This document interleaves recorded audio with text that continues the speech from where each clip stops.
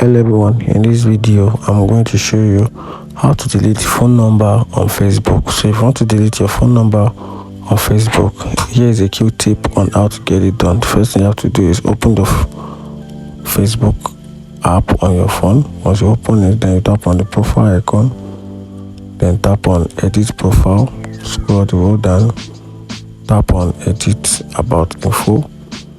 Once you do that, then scroll to your phone number, then tap on the pencil icon right in front of it.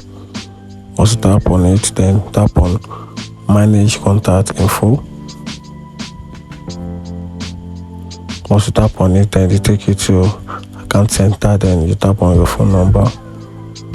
Then you can see the option right here, delete phone number. Then tap on it and confirm your Facebook account password. Then you can now proceed and delete your phone number, and that's it. If you find this video helpful, like and follow for more. Thank you.